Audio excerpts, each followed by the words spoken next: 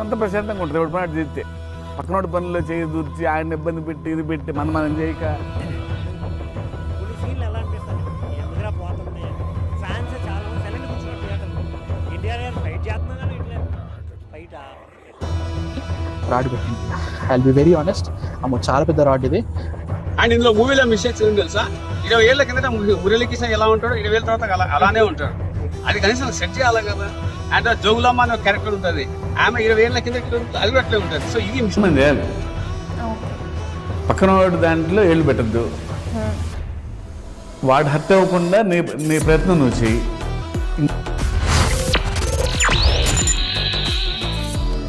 Hello guys, welcome to DP review. ఈరోజు Devara cinema review చెప్పడానికి అయితే వచ్చాను. ఎక్స్పెక్టేషన్స్ పెట్టుకోకుండా వెళ్తే మేబీ సినిమా నచ్చే అవకాశాలు అయితే ఉన్నాయి.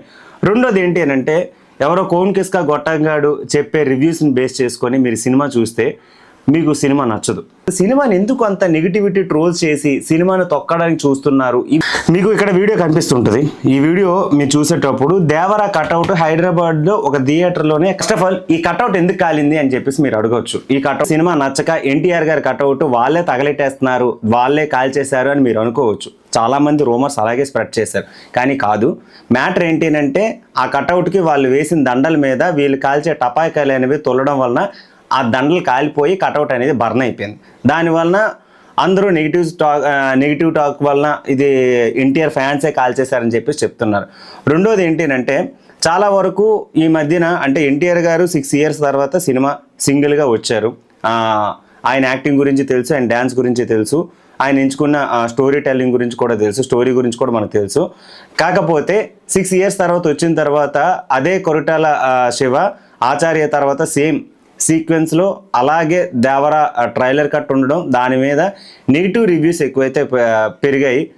రేగిడి మా పోల్ చౌక ఇలాంటి అంటే కొన్ని రివ్యూర్స్ టార్గెట్ చేసి కావాలని ఎన్టీఆర్ గారి మీద నెగిటివ్ రివ్యూస్ పెట్టడం అయితే జరిగింది. సినిమా నుంచి బయటకు రాగానే బ్యానర్స్ అయితే చింపేస్తున్నారని చెప్పేసి అని అన్నారు. అందులో ఎంతమంది ఎన్టీఆర్ గారి ఫ్యాన్స్ ఉన్నారు, ఎంతమంది అదర్ హీరోస్ ఫ్యాన్స్ ఉన్నారు అనేది ఎవరికి తెలియదు. ప్రతి ఒక్కడు నేను ఎన్టీఆర్ ఫ్యాన్ని, నాకు సినిమా నచ్చలేదు, ప్రతి ఒక్కడు నేను ఎన్టీఆర్ ఫ్యాన్ని, నాకు సినిమా నచ్చలేదని.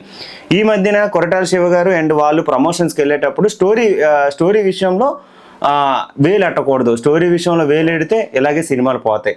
ఒకప్పుడు ఉండే టాక్ ఏంటి అంటే, సినిమా హిట్ అయితే హీరో వల్ల హిట్ అయ్యింది అనేవారు, సినిమా ఫ్లాప్ అయితే డైరెక్టర్ తీయడం రాలేదు అని చెప్పేసి అన్నారు. బట్ ఇప్పుడు ఏమంటున్నారు అంటే, సినిమా హిట్ అయితే డైరెక్టర్ వల్ల హిట్ అయ్యిందని అంటున్నారు, సినిమా ఫ్లాప్ అయితే స్టోరీలో హీరోసే వేలాడుతున్నారు అని చెప్పేసి ఇప్పుడు వచ్చే టాకు. అంటే అప్పుడు అలా అనేవారు, ఇప్పుడు ఇలా అంటున్నారు. దానికి రీజన్ ఏంటనేది కూడా నాకు అర్థం కావట్లేదు. మీరేమైనా చెప్పాలనుకుంటున్నారా? ఇది జనరల్గా జరిగేది. తర్వాత సినిమా నాకు నచ్చలేదు అని చెప్పడం కంటే, సినిమాలో ఈ మిస్టేక్స్ చేయకపోతే బాగుండేది అని నేను చెప్పగలను. ఎందుకు అంటే, జనరల్గా సినిమా స్టోరీ అనేది ఓల్డ్ కాన్సెప్ట్. నచ్చకపోవడానికి మెయిన్ చెప్పడానికి ఏంటి అంటే, ఓల్డ్ కాన్సెప్ట్. సినిమా పర్వాలేదు అంటే చూడడానికి అయితే మరీ బోరింగ్గా కానీ మరీ వరస్ట్గా కానీ వీళ్ళు ఇచ్చే నెగిటివ్ రివ్యూస్ అంతా వరస్ట్గా అయితే లేదు. సినిమా చాలా అంటే చాలా బాగుంది. చూసేటప్పుడు ఎలా అనిపించింది అంటే, మరి బోర్ ఫీల్ అయ్యే సీన్స్ అయితే అందులో ఏం లేవు. పాదఘట్టం సినిమాకి దీనికి కంపారిజన్ చేస్తే, అందులో సినిమా పాదఘట్టం చుట్టూ తిరుగుద్ది, ఇక్కడ ఏంటి అని అంటే సముద్రం చుట్టూ తిరుగుద్ది. ఎర్ర సముద్రం అని చెప్పేసి ఆ పదం చుట్టూ, దట్టు ఆ సముద్రం ఆ ఏరియా చుట్టూ తిరుగుద్ది. కానీ స్టోరీ వేరు, దాంట్లో ఉన్న ఎలివేషన్స్ వేరు, ఆ స్టోరీ నడిపే విధానం వేరు. దానిలో కొంచెం లోటుపాట్లు అయితే ఉన్నాయి. కానీ జనరల్గా చెప్పడం ఏంటి అంటే, సినిమా మరీ హై బ్లాక్ బాస్టర్ అని చెప్పలేం, మరీ వరస్ట్ అని కూడా చెప్పలేం, యావరేజ్ టాక్ అని చెప్పడానికి అయితే కరెక్ట్ రీజన్. నాకు నచ్చిన పాయింట్స్ ఏంటి అంటే, ఎన్టీఆర్ గారికి సూట్ అవ్వని ఎలివేషన్స్. ఈ మధ్యన కేజీఎఫ్ వచ్చిన తర్వాత ప్రకాష్ రాజ్ గారిని హైలైట్ చేసో, లేకపోతే ప్రకాష్ రాజ్ గారిని కేవలం స్టోరీ టెల్లింగ్కి ఒక పర్సన్ని పెట్టాలనే ఉద్దేశంతో ప్రకాష్ రాజ్ గారిని ఒక క్యారెక్టర్ని అయితే డిజైన్ చేస్తున్నారు KGF 2 నుంచి. ఆ KGF ఎలివేషన్స్ అలాగే ఎవడో ఒకడు వస్తాడు, వాడు వచ్చి ఒకడిని ఎత్తుక్కోవడానికి వెళ్తాడు, అందులో హీరో ఎంట్రీ ఉంటుంది, ఆ హీరో ఎంట్రీని కూడా ఒకడు వచ్చి మధ్యలో ఎలివేషన్స్ అయితే ఇస్తాడు. ఆ ఎలివేషన్స్ ఇచ్చే టైంలోనే స్టోరీ అనేది రన్ అవుద్ది. దానికోసమే ఆ ప్రకాష్ రాజ్ గారిని వాడతారు. దీని పరంగా ప్రకాష్ రాజ్ గారు ఏ సినిమాలో ఉన్నా ఇలా స్టోరీ టెల్లింగ్ చెప్పుకోవడానికి ఆ క్యారెక్టర్ యూజ్ అవుద్ది, అంత మించి యూజ్ అవుద్ది అన్నట్టుగా ఈ సినిమాలో అయితే చూపించారు. రెండోది ఏంటి అంటే, సెట్ అవ్వని ఎలివేషన్స్, అంటే సూట్ అవ్వని ఎలివేషన్స్ ఇవ్వడం కంటే బెటర్గా నార్మల్గా ఒక హ్యూమన్కి ఎటువంటి ఎలివేషన్స్ ఇస్తే బాగుంటుందో అటువంటి ఎలివేషన్స్ ఇస్తే బాగుంటుంది. బట్ ఆ ఎలివేషన్స్ ఇవ్వడంలో కూడా కరెక్ట్గా నాకు అది సెట్ అవ్వలేదు. ఆయన పర్సనాలిటీకి వీళ్ళు ఇచ్చే ఎలివేషన్స్ ఆ బిల్డప్లు సూట్ అవ్వలేదని నాకైతే అనిపించింది. ఫైట్ సీన్స్ పర్వాలేదు, ఫైట్ సీన్స్ పరంగా ఫైట్ సీన్స్ బాగానే ఉన్నాయి, కొంచెం చూడగలం, మరీ అంత వరస్ట్ అయితే కాదు. ఇంకేంటి మెయిన్ థింగ్ ఏంటి అంటే స్టోరీ చెప్పడం కంటే ఇందులో నాకు ఫైట్ సీన్స్ అయితే పర్వాలేదు, బాగానే అనిపించింది, బాగున్నాయి అనిపించింది. తర్వాత కొన్ని క్యారెక్టర్స్ అలా వచ్చి వెళ్ళిపోతుంటాయి అనమాట. అవి ఎందుకు వస్తుంటే ఎందుకు వెళ్ళిపోతుంటే తెలీదు, కానీ అది అందులో ఒక పర్సన్ అయితే ఉంటాడు, పాస్ట్కి ప్రజెంట్కి అతను ఉంటాడు. అతని పేరు నాకు ఐడియా లేదు, బొమ్మ అయితే వేస్తాను. అతను పాస్ట్లోనే అదే హెయిర్ స్టైలు, అదే గెటప్, కనీసం ఎంట్రుక కూడా నెరవదనమాట, ముసలోడు ఆవిడు. ప్రజెంట్లో ఉన్న ఎన్టీఆర్ కొడుకు కూడా అతనే వస్తాడు, అతనే మాట్లాడతాడు, అతని క్యారెక్టర్లో మాత్రం ఎటువంటి చేంజ్ అయితే ఉండదు. అదొక బ్లండర్ మిస్టేక్ అయితే ఉంది. రెండోది ఏంటంటే ప్రకాష్ రాజ్ గారు ఓన్లీ అంటే స్టోరీ టెల్లింగే కాకుండా అతను పాస్ట్లో కూడా ఎన్టీఆర్ గారికి పాస్ట్కి ప్రజెంట్కి అతనైతే ఉన్నాడు, కానీ ఇతను మాత్రం చావడు. వీళ్ళిద్దరు చచ్చారా లేదని పక్కన పెడితే ఇతను మాత్రం అలా స్టోరీలు చెప్పుకుంటూ వెళ్తాడని నాకు అనిపించింది. ఆ సముద్రం ఏదైతే ఉందో ఆ ప్లేస్లోనే షూటింగ్ అవుతుంది, ఇంకెక్కడికి వెళ్ళరాలు. ఆ షూటింగ్ మొత్తం అదే ఏరియాలో అవుతుంది. స్టార్టింగ్ ఓపెన్ చేసేటప్పుడు ఒక పోలీసులు అందరూ కలిపి ఒకరు మాట్లాడుకుంటారు, అందులో ఒక స్మగ్లర్ గురించి వెతుక్కోవడానికి వెళ్తారు. ఆ సముద్రం అనే ఏరియాలో ఒకడు చిక్కుపోతాడు, అక్కడి నుంచి స్టోరీ స్టార్ట్ అవుతుంది. ఆ స్టోరీ స్టార్ట్ అయ్యేటప్పుడు ప్రకాష్ రాజ్ గారు దేవరా గురించి వరా గురించి ఎలివేషన్స్ ఇస్తూ ఉంటాడు. ఇది బ్యాక్డ్రాప్ రన్ అయ్యే స్టోరీ అనమాట. ఈ స్టోరీలో ఏరియా ఎప్పుడైతే ఆ స్టోరీ స్టార్ట్ అవుతుందో దరిద్రం కొలిది ఇంకా అక్కడి నుంచి ఆ ఊరు దాడు ఇంకా ఏ ఏరియాకి వెళ్ళడు, అక్కడక్కడే సెట్లు ఉంటాయి. గట్టిగా చెప్పాలంటే బీచ్ ఒడ్లోనే అలా కొట్టుమిట్టాడతారనమాట, ఇంకా ఏ ప్లేసుల్లోనే వెళ్ళరు.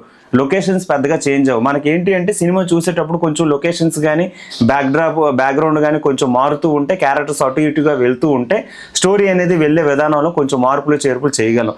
ఏరియా మారదు, మనుషులు మారరు, ఆ ప్లేసులు కూడా అలాగే తగలడ్డాయి. అందుకే కొంచెం చూడడానికి అయితే చిరాగ్గా ఉంటుంది. ఇప్పుడు ఛత్రపతి సినిమాలోనే రాజమౌళి గారు షార్క్ సీన్ అయితే పెట్టారు, కానీ అది పెట్టేటప్పుడు ఆ షార్క్ సీన్ అనేది మనకి ఎలివేషన్ కరెక్ట్గా కనిపించింది, ఆ గ్రాఫిక్స్ కూడా బాగా సూట్ అయ్యే అనిపించింది. ఇక్కడ షార్క్ సీన్కి ఎన్టీఆర్ గారికి అంతగా సింక్ అవ్వలేదు, ఐ మీన్ ఆ గ్రాఫిక్స్ సరిగా లేదు, అది సూట్ అవ్వలేదు అనమాట. అందులో చూపించే అంత ఎఫెక్టివ్గా ఇక్కడ రాలేదు అని నాకైతే అనిపించింది. ఎన్టీఆర్ గారు ఫస్ట్ హాఫ్ అయితే హైలైట్ అనమాట. First half highlight, pre climax ఏదైతే ఫైట్ అయితే ఉంటుందో ఆ ఫైట్ అయితే చాలా అంటే చాలా బాగుంది. ఆ టేకింగ్స్ కానీ స్టోరీ నెరేషన్ కానీ ఫస్ట్ హాఫ్ అయితే హైలైట్. సెకండ్ హాఫ్ వచ్చేసరికి మరీ గ్రాడ్యువల్గా డ్రాప్ అయిపోవడం కాకుండా పర్వాలేదు.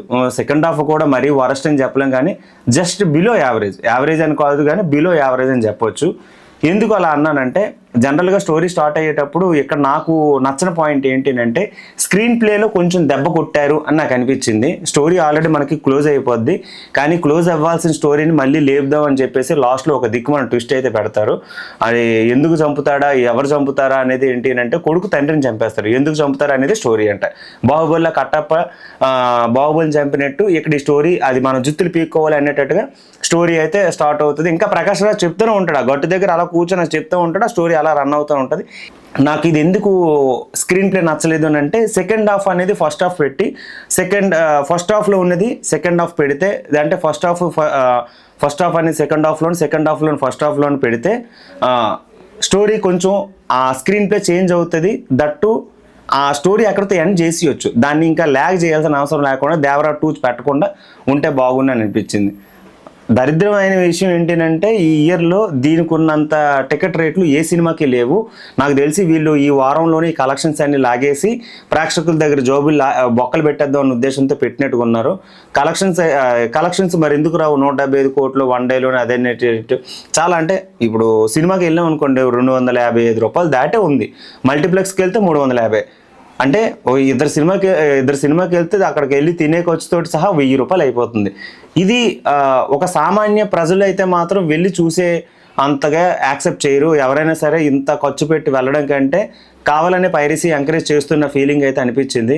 రీజనబుల్ ప్రైజెస్ పెడితే మేబీ సినిమా హిట్ టాక్ వస్తుంది. దట్టు ప్రేక్షకులు కూడా పైరసీని ఎంకరేజ్ చేయరు. ఓటీటీలోని చూడడం కానీ ఓన్లీ సినిమా అనేది థియేటర్లోనే చూడగలుగుతారు. ఇంకా రాబోయే సినిమాలు కూడా ఇదే ప్రైజెస్ పెడితే మాత్రం మళ్ళీ పైరసీ మూవీ టీం వాళ్ళే ఎంకరేజ్ చేస్తున్న ఫీలింగ్ అయితే నాకు వస్తుంది. సో మీరేమంటారు?